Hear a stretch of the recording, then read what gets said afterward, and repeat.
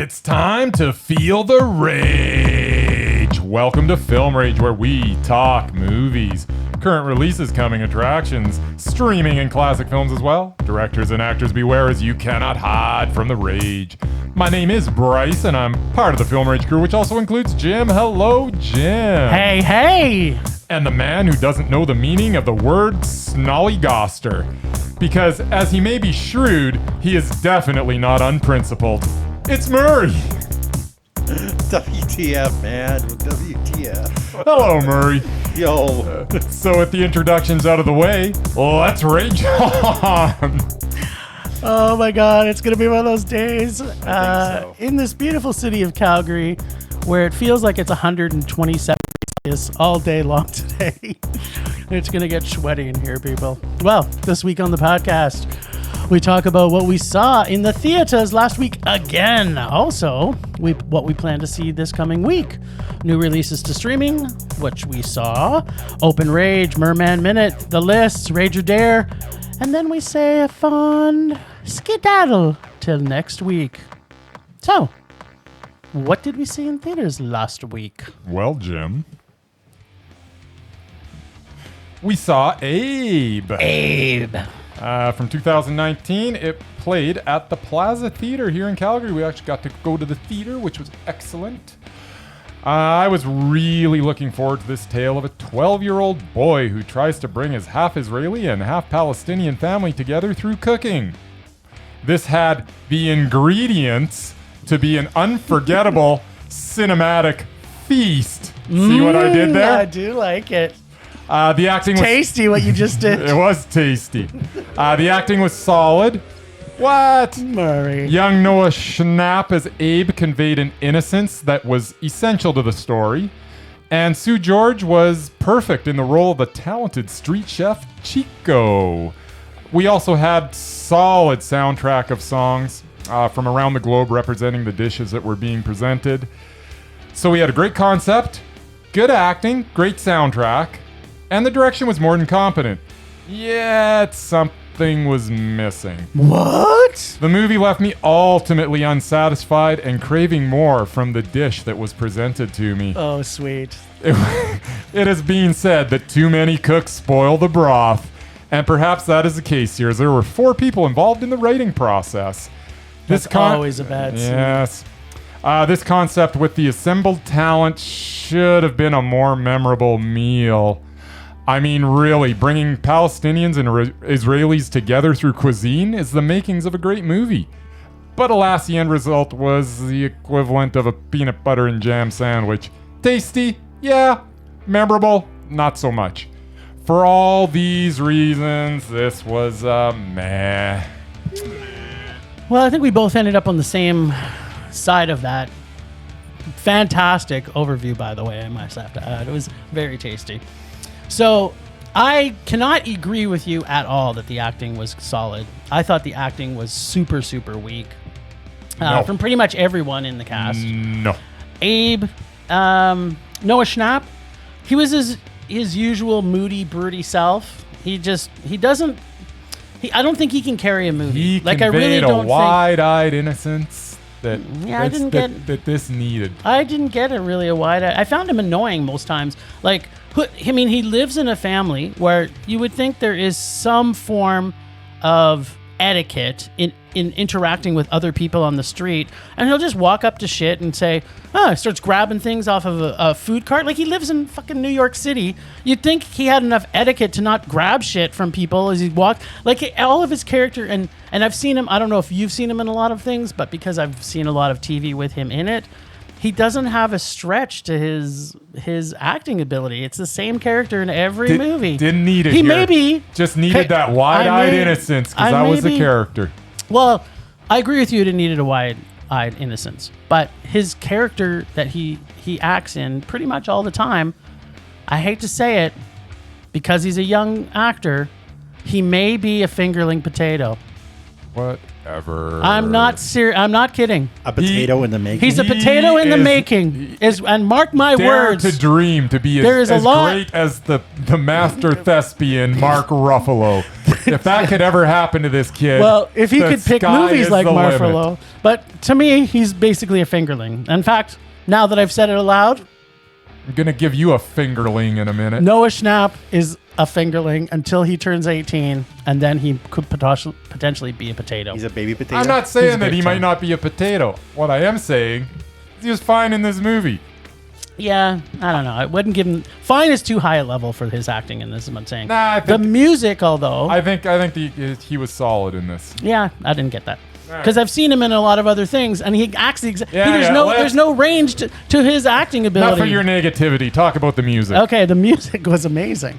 Thank Everything you. about this music was amazing. Wasn't it though? In fact, I loved it so much you that downloaded the soundtrack. I didn't download the soundtrack, but I kind of want to now. But I loved it so much that it actually made me enjoy the movie more. Oh, it absolutely did. Like it presented in times when they're in the what do they call that, culinary kitchen? Oh, yeah. Where you share the things and they're playing the music and Yeah. you get the real feel of that whole African vibe, and Yeah. it was just it was just really good music that just made you feel really great. Actually, I guess it wasn't more African; it was more maybe Portuguese because Some he's Portuguese. He's They're- Portuguese, right? Yeah, but they're fusion all over the place. So Yeah. we're getting music from all over the globe. Yeah. and It that was was- what's it was, and it was all really cool. I really enjoyed the music. Yeah. That was to me the best thing of the, the was music. the best thing. The music made me consider giving this Mondo because I enjoyed it so much. Thank God but you didn't. In This the would have been a very. I had this- to step back and. This would have been a it's really meh. angered discussion if you would have given this a Mondo. Having said that, I got though, the feeling that. Come on, Sue George though. This Before was- you get onto that, Sue well, George was awesome. He can't get all his credit till he gets to the end. You got to finish with a positive note. All right, go. I found this a very budget film at times. I found that it was almost a little after-school special. The whole story to me felt very after-school special. It's like I No. could see 10-year-olds coming home after school and this coming on and they're trying to teach everybody a lesson about No. ethnicity. Oh, totally. The ending was so very contrived. I couldn't imagine a more contrived ending than this movie. I can't. It was I can't- painful. I can't argue with you on Right, that one. exactly. Like this almost got to a rage for me because of how they ended it and how the act of the direction in this basically just and it's coming up in my rage later, but you can't think of good writing, so you just contrive it into a terrible mess. Like, what was the whole thing? They're eating dinner and they're fighting. Okay, yeah, we get that. They've done that already in the movie. You know what? That And then- could have worked. It could have worked. Yes. But Not in the way that not they the did way it. they did it. Is all of a sudden they're eating, and then they go looking for the kid for a few hours, that and was- then everybody's starving because they went outside and looked for him. Yeah. And I'm just like, what? I and then I like the idea of them coming together through the food anyways, Yes. but it should have been done in a different way. Yes, they totally could have made it in a different way. Yeah. Completely. And it wouldn't have taken a super talented writer to make that happen. No. But between the four writers that they had, they all argued about They it. needed a fifth. They made it a fifth, maybe, or No, just three. Or maybe one. Maybe just three. You know. Or how about one? There's an Yeah, idea. one's an idea. The redeeming qualities of this was the idea of the story, which I really liked the idea of the story. I really did love the music. I like the whole concept of bringing cultures together. The concept And- was tremendous. and Like, this should have been a great movie. Oh yeah, and if it would have focused more on Sue George and his people, because Yeah. everybody with him and the kid was just annoying. The movie was on another level every time he was on the screen. Yes, of course, and the whole concept of what he was trying to deliver, but even the dialogue between him and the kid wasn't great. It was flat. It was kind of flat. It was kind of like you're not really building up any of these characters, and yeah, for the end at the end, this gets a very contrived but tasty meh. Yeah. Yeah. There we go. Not so far apart there. Yeah, we were both mad at the end of it. So we also saw the 45th anniversary special of Dolemite. 1975 was 45 years ago? Wow. Apparently. That's a long time. Yeah, apparently. So this beautiful masterpiece also comes out of Dolemite Is My Name, right? We saw that came out last year, right? Yeah. So obviously it's probably basically the biopic of making this movie of Rudy Ray Moore. Yeah, Yeah, I'm guessing because of that movie, they decided to release this one again. Yeah, well, absolutely. Well, I think also this was at the Globe, right? So the Globe likes to bring out the previous week we saw Jaws, right? Which is also 45th anniversary. Maybe the Globe is just doing 45th anniversary. They're just going to go through 1975 and every until week. It's done. That'd be cool. Rudy Ray Moore, really at I want to say the peak of his. I don't know. So move out of my way and let me pass, or else you be pulling my hush puppies out your ass. Just one of the many lines in this movie that kept me laughing all the way through it. All the way through it. Give that to Willie Green. Tell him I want him out of here in 24 hours, and 23 are gone already. Yeah, that was a good line. Dolemite is my name, and fucking up motherfuckers is my game. I almost want to steal that, Rudy. That is like the best line in any movie ever written. That's solid. That is completely solid. The thing that made this the most for me is the Reverend walking around every scene. He had his French tickler with him. Yeah, that was just absolutely hilarious. Did I enjoy this movie? 100%. yeah. Is this am I seeing this for the acting? No. Am I seeing it for the actual accuracy of the kung fu that happens in this movie? Absolutely not. It's good though. It's freaking awesome. The scene where they go into his trunk to get the coke that's been planted there. Yeah. I don't think he connected one punch in the entire kung fu session. It was so good. And to be a kung fu master where he couldn't lift his leg above his waist was kind of a little confusing. It was. But, they had a bit of a low angle. It looked like he got above the waist one time there. One time. It wasn't been after. But the absolute best thing about this movie was the fantastic 2 lovemaking scenes in this. They were so passionate. I was battling down a giant erection in the film watching this because I was like, I've never seen passion like I've seen Rudy in this movie Dolemite. In my little blurb here that I was in my little notes here, I literally wrote, the sex scenes were tremendous. It was true. Like, hey, Murray, so you haven't seen this yet, and you do have to see this. It movie. sounds like I have seen it. Well, you have to see it because you've never seen a lovemaking scene in a movie that is more awkward. It's almost like you're going, I almost got the impression Rudy was gay and he was forced to have sex with this woman. It's kind of what it was. It was just kind of odd. like. It was just so weird. It was just like, this is a master of lovemaking? Yes, he is. It's just so funny. I have to now go back and watch Dolemite Is My Name to see I get all the inside jokes from it. There you go. This got a super, I couldn't stop laughing, bad movie Mondo for me. Yeah, I couldn't get past the bad movie. I can't quite give it a Mondo. Dolemite started fast, but you know what? It kind of lost momentum after about 40 minutes. After the first half, if you asked me what I thought of it, I probably would have given it that Mondo. Exactly. I would have given you that, that crap-tastic Mondo. But unfortunately, the back half dragged a little. The laughs. It was draggy, yeah. Well, there were still laughs throughout, and some of them were actually intentional. The ending was perfect. But, well, was it? Perfectly bad. It made it so funny. The one thing you didn't mention was the constant wardrobe changes were endlessly entertaining. Oh, that was the best. He had to run off someplace, and he had to be there in less than an hour. And, of course, he's wearing a new outfit. I'm like, it took you an hour because it's 5 minutes drive, but you had to change your outfit. Exactly. And as mentioned, the sex scenes were tremendous. Oh, God. The action scenes were ridiculous in the most fantastic way imaginable. But as mentioned, lost some momentum towards the end. You know what you're getting into when you're going to this movie. And, totally. And Dolemite definitely doesn't disappoint Not in that at all. respect. But this was an entertaining man. I'll give you that. I was more passionate about it because when you can come up with the perfect name, a perfect line from any movie, It's got to get extra street cred. Dolemite is my name, and fucking up motherfuckers is my game. I will give you that as well. Globe, keep bringing us some of this stuff, man. We're going to keep coming and seeing it. Absolutely. This gives a good reminder for anyone who's listening.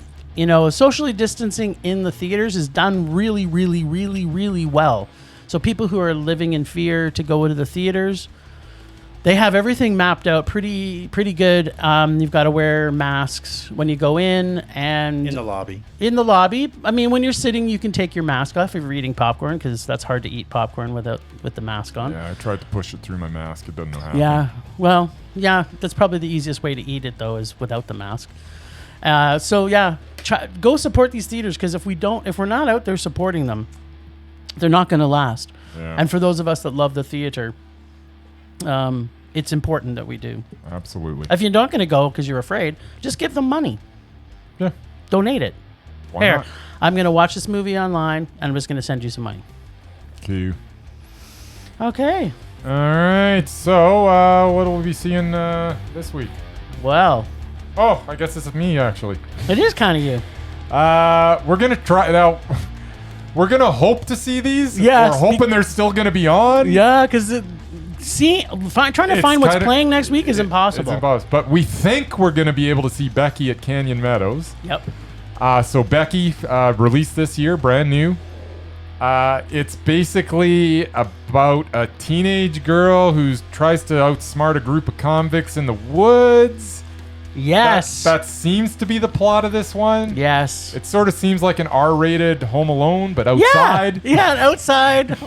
What would that be? It's not Home Alone. It's Outside Alone. Yeah, I guess. I'm looking forward to this one, as it has currently the doubted Kevin James. Yes. In his first, as far as I know, dramatic role. Yeah.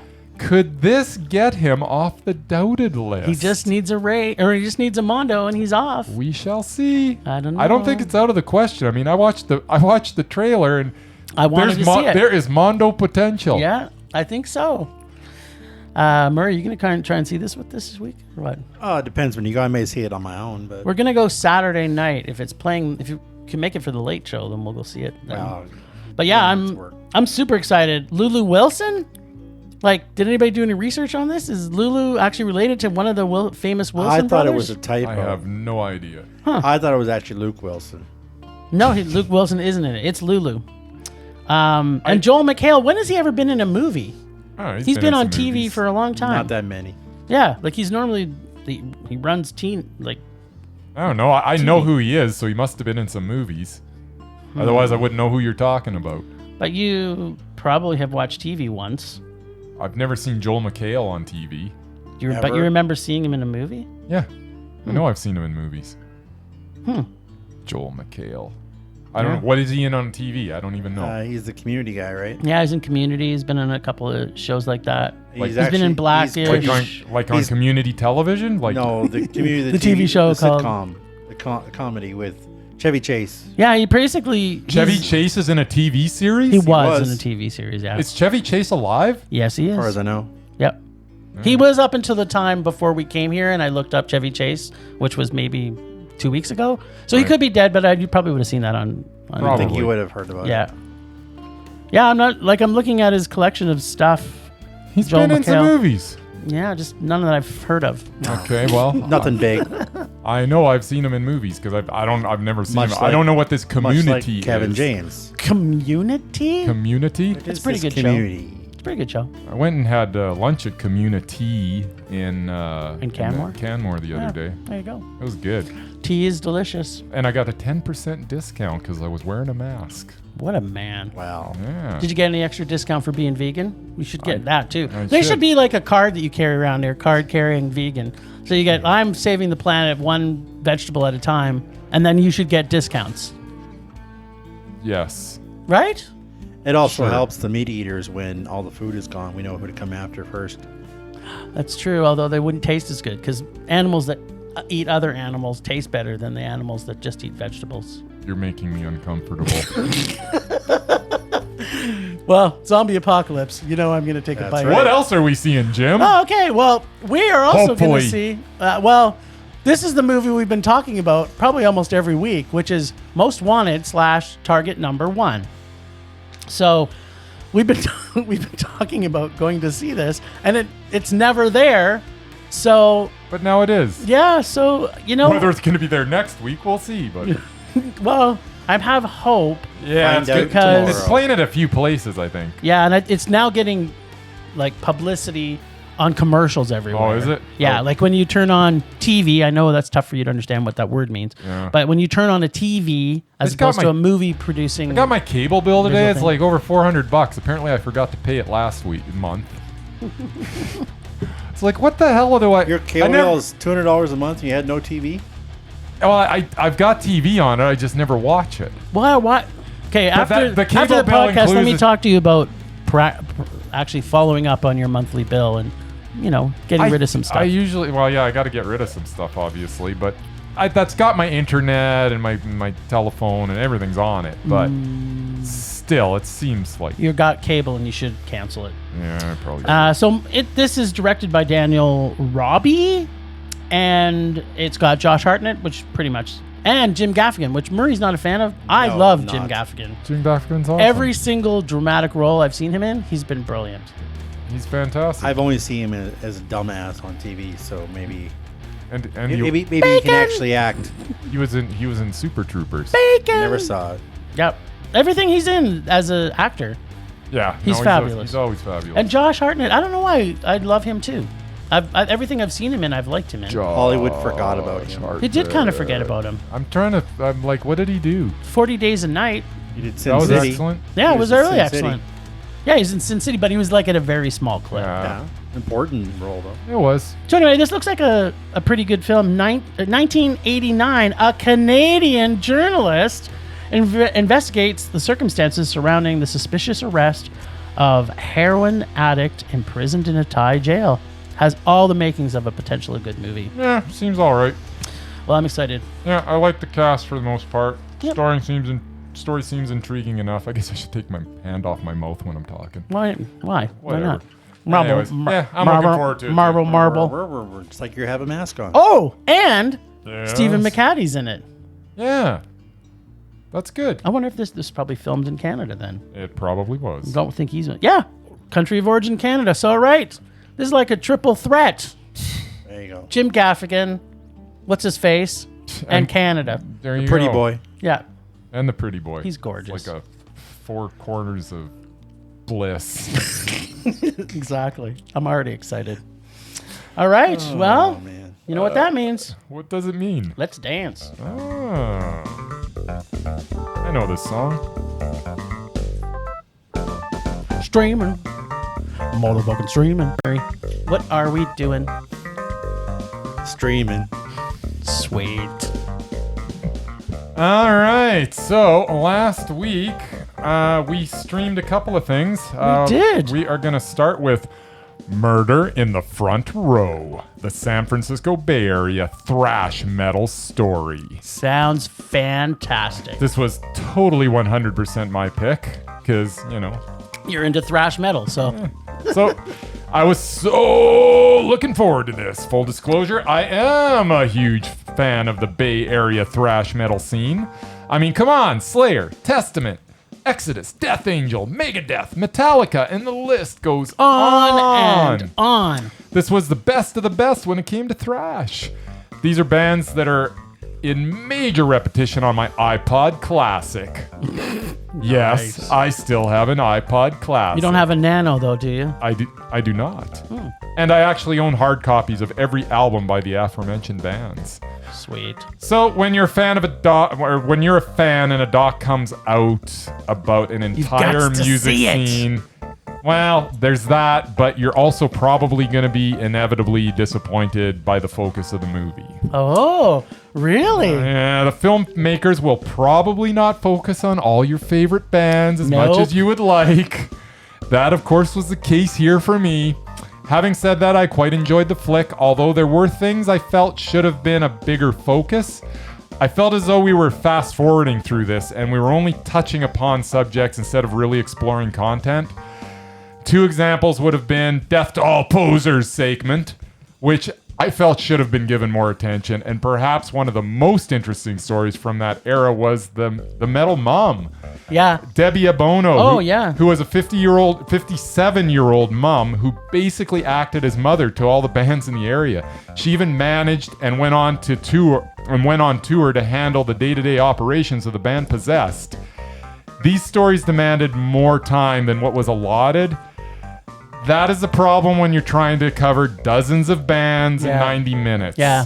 So while I tremendously enjoyed taking a trip back to my youth, I have to say the doc needed to be more focused. For that reason, it breaks my thrash metal heart to give this movie a meh.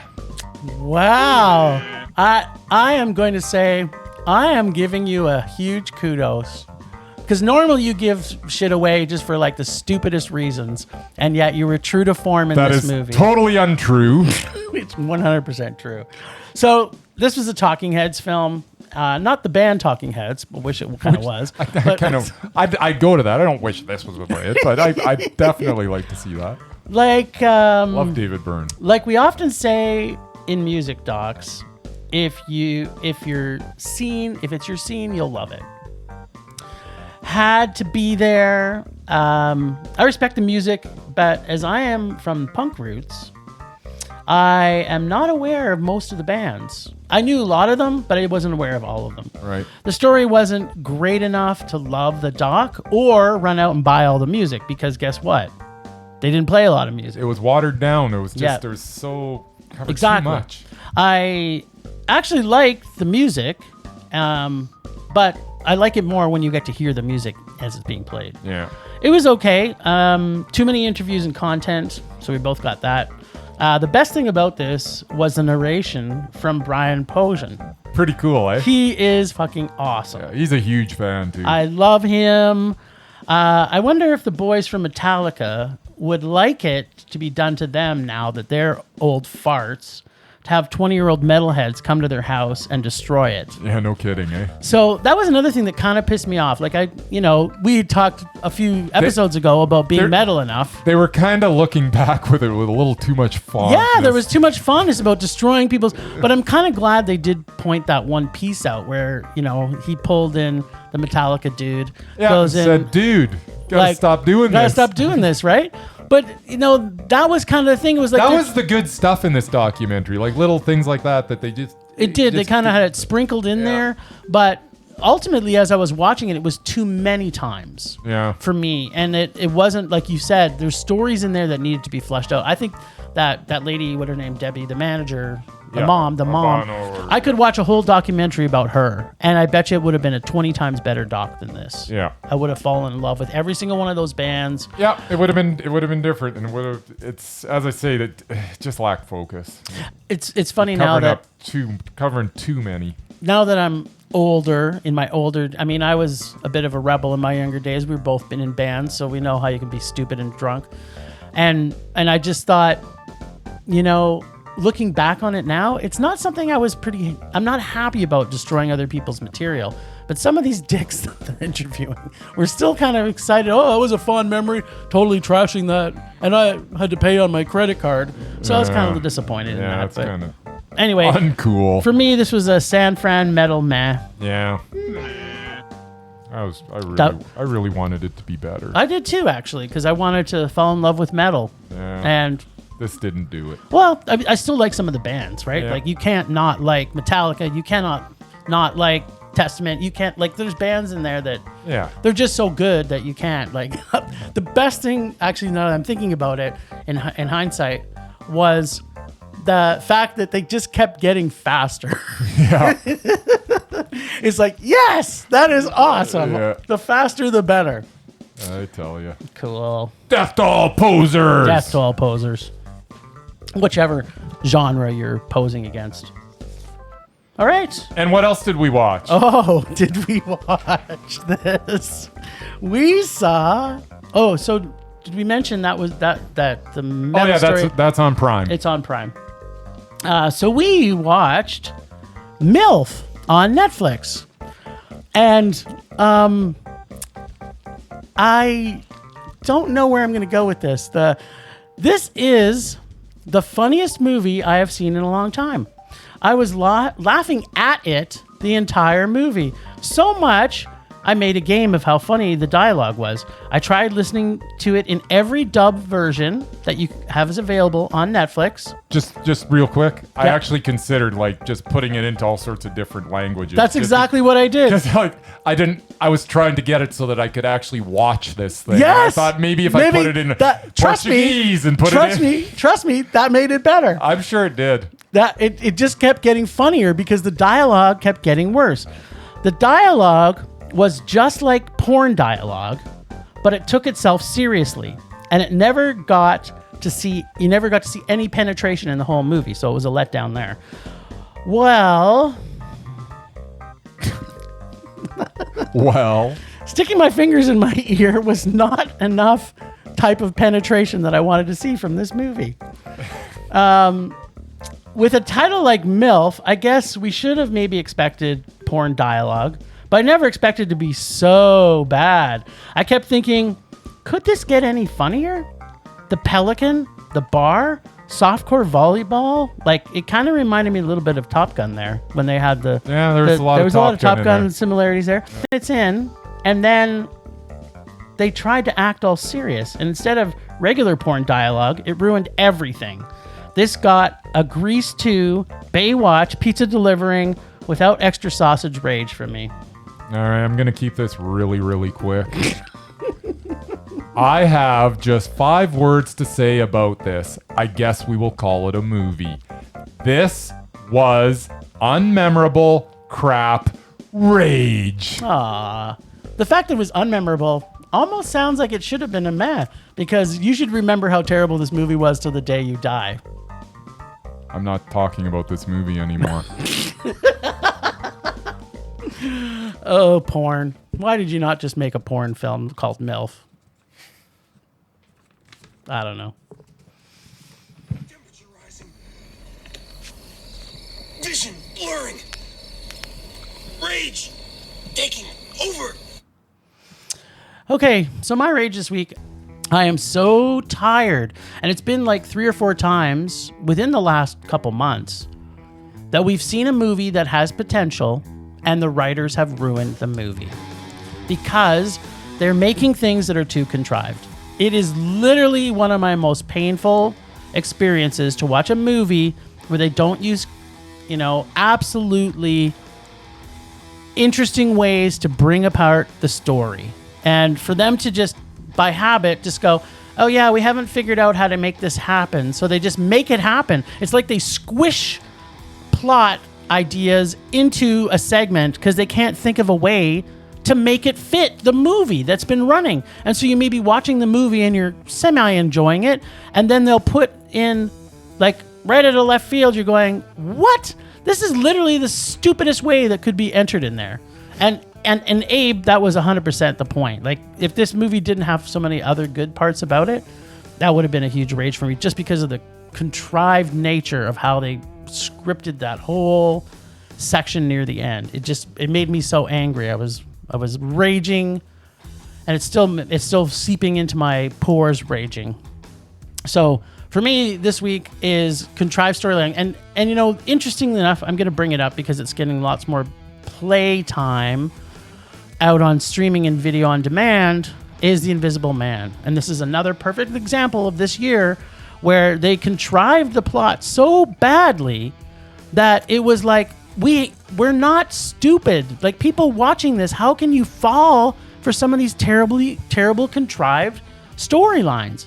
It's just, there's so many other movies that we've seen this year where they've been so creative with their writing that all you got to do is spend a little bit more money on a better writer and your film's going to be mondo. Right? Like, what was that movie we saw with Mick Jagger in it earlier this year? With Burnt Orange Heresy. Burnt Orange Heresy. Perfectly good example. Yeah. That was probably some of the best dialogue, and they didn't contrive anything in that story. Yeah. And it's like, we go off a lot on actors and we go off a lot on directors. And obviously, it's a team effort, right? But if you can't craft a script that isn't completely contrived, unless that was your intent for the movie in the first place, then don't bother doing it. Like, just stop doing it. I can't stand contrived storylines. I can't stand, and I have to sort of apologize a little bit for my past rantings about Americana cinema, because I guess it's not necessarily traditionally Americana, but there's so much contrived storylines that come out. Maybe it's because of the volume of work that comes out of the U.S. We're always going to see more from the U.S. It's true. We are, but they take the brunt of it, I think, because to your point earlier in the year, Bryce, when you said if a movie's got to come all the way across the pond and get to us, it's been filtered a few times and we're going to get better quality stuff. That's the thing. So when we say, I love an Israeli film, because guess what? All the Israeli films I've seen, I've loved. Or if we say, Japanese films, because guess what? All the Japanese films that we've seen, we've loved. But maybe because of the sheer volume of movies that come out of the U.S. and because of the sheer volume of movies that come from there, that they seem to find a way into our screening rooms.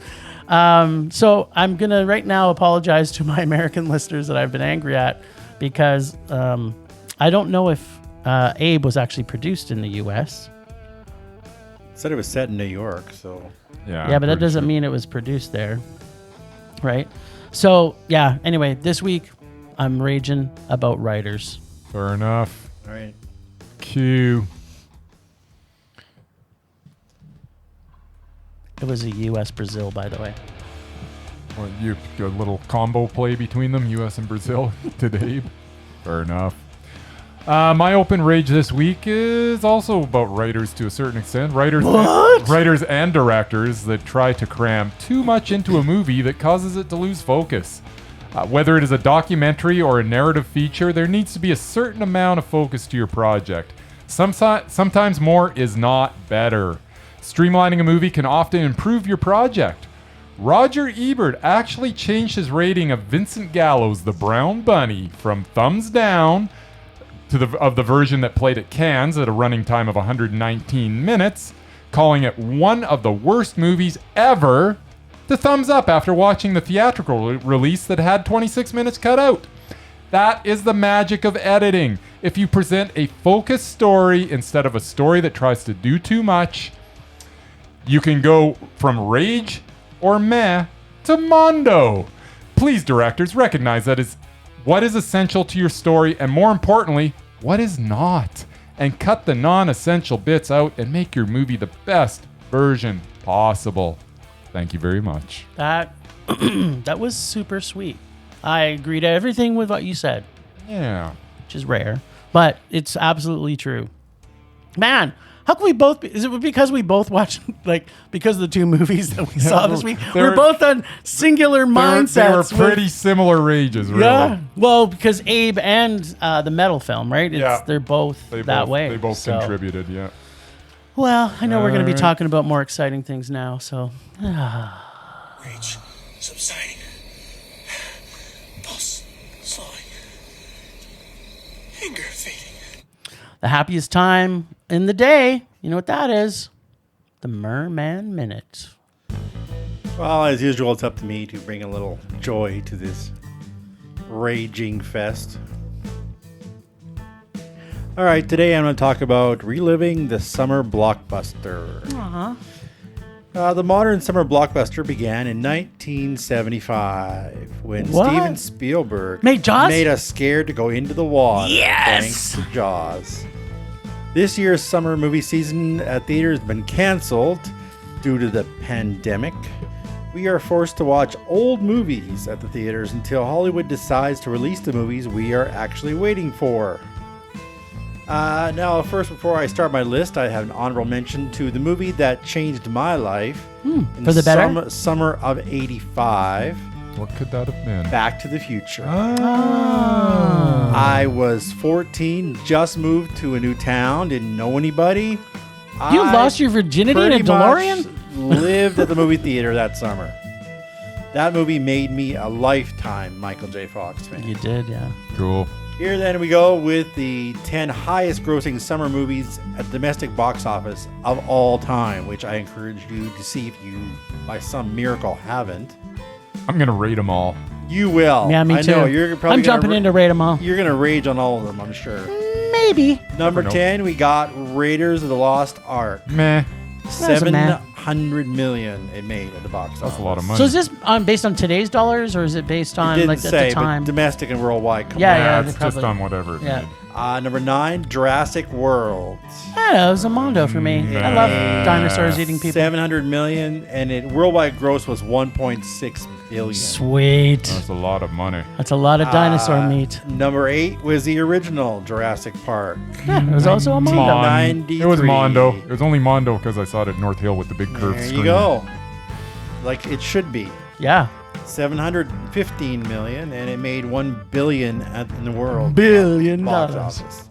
Number 7 is, well, definitely a rage for most people. Star Wars Episode 1, which actually did make 730 million. That was a at the meh box for me. office. Yeah. But you got to remember, it was so long between Star Wars movies that everyone was looking forward to this movie so much. Yeah. Like, I think I saw it twice in the theater, so it couldn't Yeah. have been that I bad. did too. Yeah, exactly. Only because my seat for the first one was so bad, I had to go back a second time. That's actually similar. My seat was horrible, and I saw were you it guys at like sitting 2 beside each other I at the saw time? it like It may 2 have in the been. morning. I didn't see it 2 in the morning, but I do remember paying about triple the price of the ticket from somebody else, my boss's brother actually, who sold it to me, and taking 2 buses to go down to. I remember seeing it Eau Claire. It was and I just Coliseum. walked in. It was Coliseum back then, but there was a lineup an hour long to get in. I was in the second row, Ooh, that's rough. and then the pod race happened. So Yeah, it's I was like. I was sitting in front of like this girl who was like 4'5", and she said, "Please, mister, could you crouch down a little bit?" So I don't know if you've been to North Hill, but they had kind of a, Yep. you know, Yeah, there's it not wasn't rake steps or seating at anything. all. It wasn't rake so I'm seating. like scrunched down in this. I'm watching it at 2 in the morning. Yeah. Completely uncomfortable. I was like, I gotta But yeah, watch like- it again. Plot-wise aside, it was still an epic film at the time. Yeah. But It was a meh. and then number 6, we got The Lion King. I'm talking about the original. original animated version. Mondo. Yeah, it was a Mondo. And Jeremy yeah, Irons? that- Come on. Yeah, that also made 730 mil and a worldwide gross of 968 mil. Cool. And then they had to redo it live action. and Yeah, let's not horrendous. talk about that. That's Okay, a then- rage. Then we got, big surprise, another Star Wars movie, Return of the Jedi. One of the first movies I saw in the theater as a teenager. Standalone, it's a Mondo. Yeah, Exactly. I'll say Mondo. I think it wrapped up the series really nice until they decided to remake stuff. Then we got number 4, The Empire Strikes Back. Mondo. Mondo.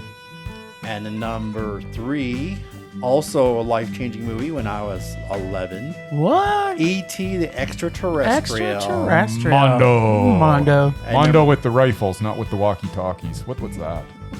I don't know. Reese's Pieces. Anything with Reese's Pieces gets a Mondo that's for right. me.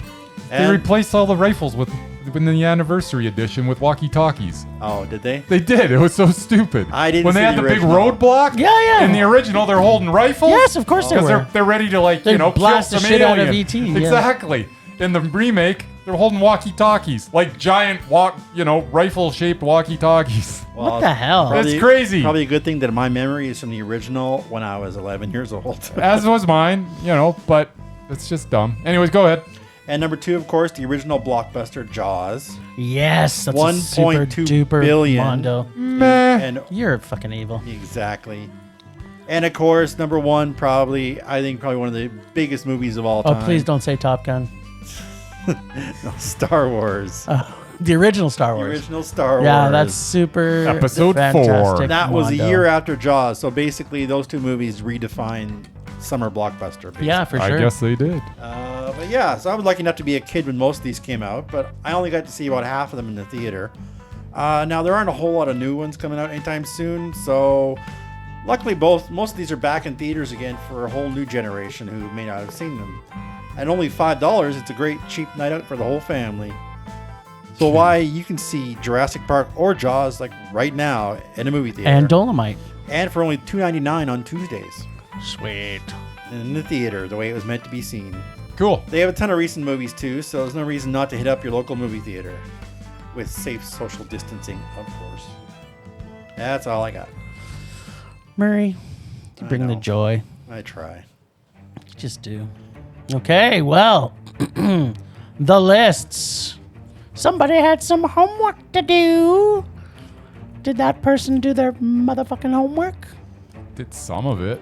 Attaboy. At least, okay, so were you lazy and just watched one movie by Oliver Reed, or did you see two movies?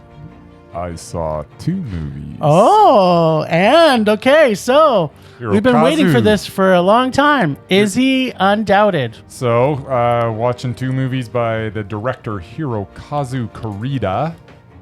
Basically, I needed either Air Doll to be a meh or a mondo. Obviously, Correct. we can't have a rage. Yep. And the third murder to be a mondo or a meh. Or, No, I needed the third murder to actually to be a mondo because I know everybody loves shoplifters. oh my God, I gave it 4 out of 5. That is not mondo, you Yes, it wiener. is. No, it's not.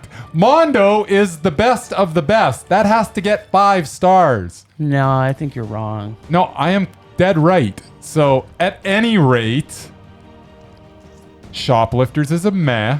You're wrong. Let's start with Air Doll, though. Okay. Air Doll was also a meh. Oh, so we're still okay. We're still okay. I love how you're dragging this out to punish me. So then we got the third murder. So since Shoplifters is a meh, and the third murder was right before Shoplifters, that means that it has to be Mondo, You've already said that. or Koreeda is not undoubted. Okay. So what else are we talking about? Just that. Oh, okay. Well, that plus other stuff, but you got to give us Alright. We're give us the waiting juice. for your review. Your bated bated breath. The third murder was Mondo. Oh, Koreeda is snap. undoubted. You're such a dick. You're such a dick. Yes, it's. Such a dick. I actually really loved the third murder. That was a really good film. Fucking brilliant. Yeah, it really was. Well, so for me, every single one of his movies in the last 8 has been Mondo. I love his direction. Don't get me wrong. Like even Air Doll, I enjoyed a lot. It's not Yeah. Mondo though, but it was very good. And Shoplifters was also very good. It's a fucking Mondo. And I know that everybody in the world thinks Shoplifters is a Mondo, but it's not. It's It is. fine. It's a I've yet to ever see a brilliantly crafted movie.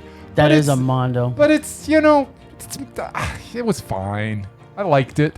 You're wrong. It's 4 out of 5. You know what that is? It's a Mondo. That's Even a meh. I loved it, and I don't even like foreign Exactly. He loved it. Meh. Mondo. Okay, so we got one down. Now you got to go watch at least one movie of Oliver Reed to see if he Yeah, is. I'm on it. His I mesmerized. watched Baby steps. I baby watched steps. one movie he was in. Oh, did you? Which one? I believe he was a gladiator. Yeah, he was yeah. in Gladiator, He and was. he's mesmerizing in that too. Sure. There you go. Well, we got to wait for Bryce on this. Okay, so did you guys put forward anything for this week? Nope. No. All right. Well, I'm just glad that you finally did your fucking homework. All right. Well, as usual, I came prepared. I've got. I'm going to pull this one out. I don't think they're going to make it, but I'm going to go for Undoubted. I'm going to pull out Christopher Nolan because he's coming out with Tenet. Undoubted Christopher Nolan. Yep. I'm just trying to think. It's intriguing. Yeah, Yes. let's roll through it. Okay. So Does he 2002. he's got 8 movies? Yep. Oh, is that 2002 was Insomnia. It was a meh for me. Insomnia. Insomnia. Was that with Al Pacino? Is that his 1st? Okay, yeah, it was meh. Batman Begins, which was a Mondo. Mondo. Yep. The Prestige, which for me was a meh. I liked I was it. a Mondo for I me. liked it. Okay. The Dark Knight was a Mondo. It was obviously a Mondo. Inception is a Mondo. Is a for me. Mondo. Confusing as hell, but I still liked it. There you go. The Dark Knight Rises, which is a Mondo. Yeah, it was a man. The Dark Knight Rises was a meh. Okay. Well, Interstellar, which to me was a Mondo. I a liked it Mondo. until the end. Okay. I loved the end. And the last one that's going to put him on or off, because if Interstellar was a Mondo for you, Dunkirk. And I gave it a Mondo. Well, Dunkirk was a meh for me, but that still puts It him still on. puts him on the list. There you go. Hot damn, we got 2 this week, people. Well, that was Although This having is a said joyous that, day. He's Tom doing Tenet. Hardy was Mondo in it. Yeah. Well, there you go with your stupid rating system. But I love Tom Hardy so much I that has moved this movie to I a dislike- Mondo. oh, it I didn't move it to a Mondo. It's still a meh. I dislike the which story means Tenet immensely. has to be Mondo or he comes off. by Yeah, the way. it's true. Big pressure. If we ever get to watch it. Yeah. Okay, well, I am super excited. Okay, and then I got a couple mesmerized here. Let's do it. Okay, so I've got Jeff Goldblum. Yeah, he's definitely mesmerizing. I think so. He hasn't always made good career choices, but he's always He's made some terrible movies. He's always but the best thing He's in always the whatever best movie. thing. He's Wow. always. Independence Day Yeah, resurgence. He's mesmerizing. Yeah, you can't keep your eyes off that creepy little, I guess, tall weirdo. And this one is, Ralph Fiennes. Wow. I got to think about this for a second. I'm going to go with...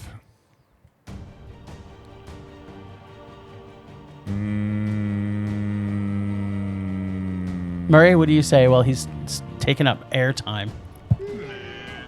So that's no, you don't consider him mesmerizing? Yeah, I don't. Murray think- just- I'm Murray gonna, just- He tanked it anyways, but yeah, I'm going to Murray agree with just Murray on tanked this it. one. I didn't mind him until he started doing Bond movies. Oh my God, with your Bond. Yeah, that's why I also love him. Yes. All right, well, I guess that's it for the lists this week. We got 2 on the Undoubted.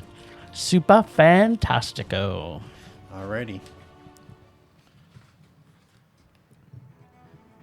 Alrighty. Last time on Rage or Dare, Jim and Bryce pulled from my sweet, sweet bag.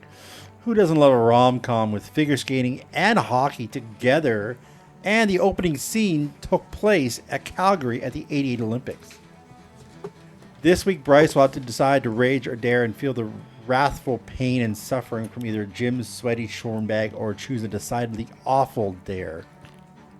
But let's first see if this amazing love story warms the boys' hearts, or will this ice palace joy of a movie chill the boys' icy cold dead souls? Wow. All right, Bryce, I'll give you the honor You want me to of start? talking about this movie. Okay. What This was may it? take me an hour to get through my... Well, then I'll be a little quicker. Sorry, what was it called again? The Cutting, The Cutting Edge. The Cutting Edge. And yeah, what it had DB Sweeney and Some other awful... Moira Kelly. There Moira you go. Kelly. Yeah. So this actually might be the worst movie that I've ever seen. Just wait. Nothing funny, nothing dramatic, nothing suspenseful. I suppose some of the acting was frighteningly bad, so it had some sort of emotion there. Even the soundtrack was brutal. I mean, they actually used all the worst music available at the time, and we got a lot of music.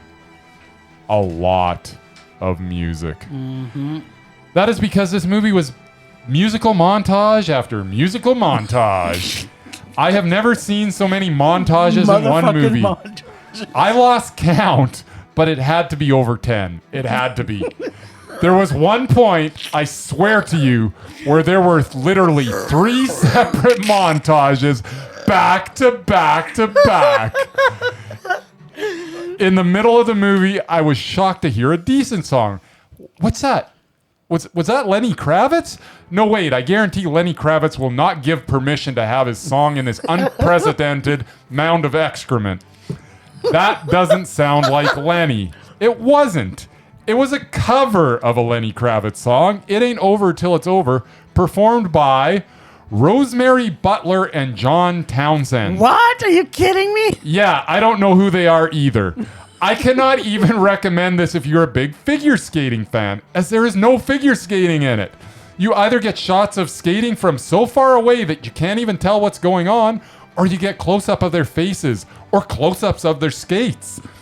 Badly directed, and even worsely acted, this is one of the biggest rages ever.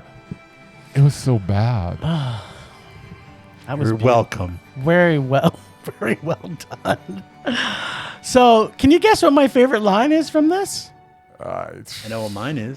It's toe pick. No. That's right. No. Topic. Oh, there you go. Because they used it every fucking 5 seconds. That's right. Toe pick. This movie ticks literally every box of movies that I hate, all rolled up into one nice, neat package.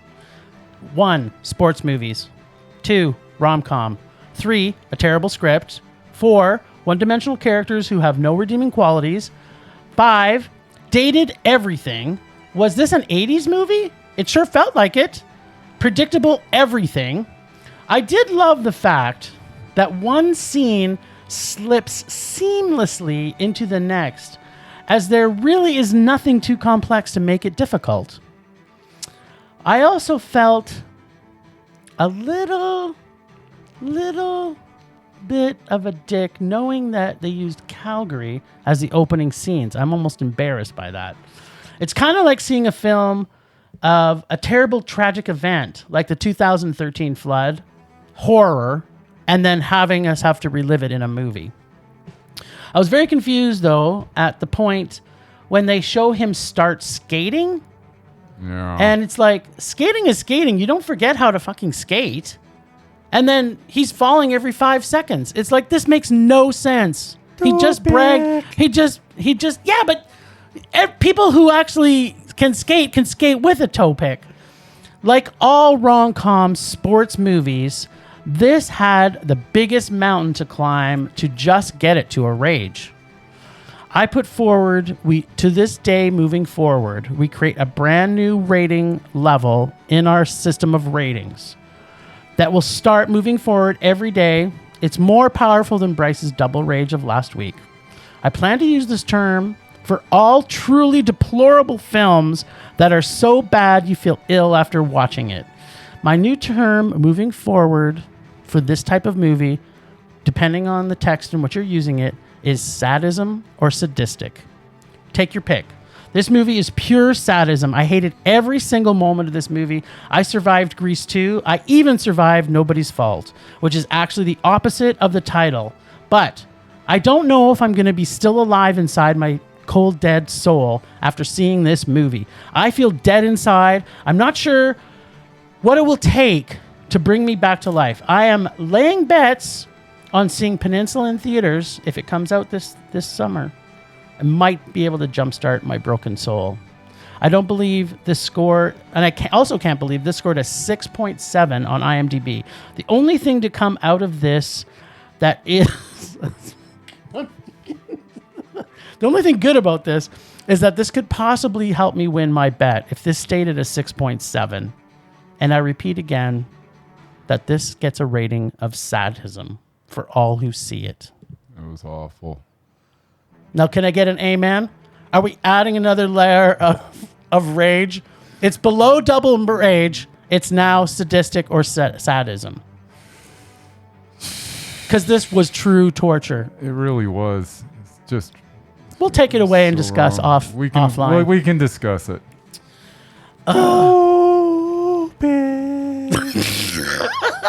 Murray's in joy bliss here. Knowing that this was torture. Because you totally missed the point of the movie, as usual.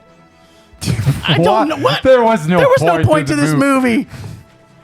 Is it you guys just have cold? You need dead to watch souls, this movie that's all. again. Yeah, I don't know if I've you've seen seen it it enough, since you've been trust an me. adult. Yeah. No, I have. Okay. Okay, well, this week, guys, you've got to make a decision, mister. What are you doing? I'm gonna just continue to pluck from that bag until it's empty. Where is my bag? I don't know. That's potato chips. Oh, is this it? That's it. All right, I got the bag. Whose I'm bag is reaching this? into the bag. Whose bag's it? That's my bag. Whose bag am I fondling with my fingers? That would be mine. As All per right. usual.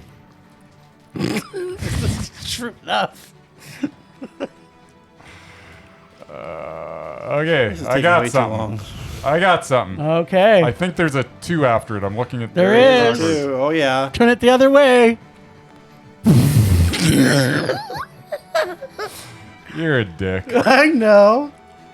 All right, I'm watching Bad Boys 2 because I can't get enough of Martin Lawrence. Oh, snap. Has he made our Undoubted List, by the way?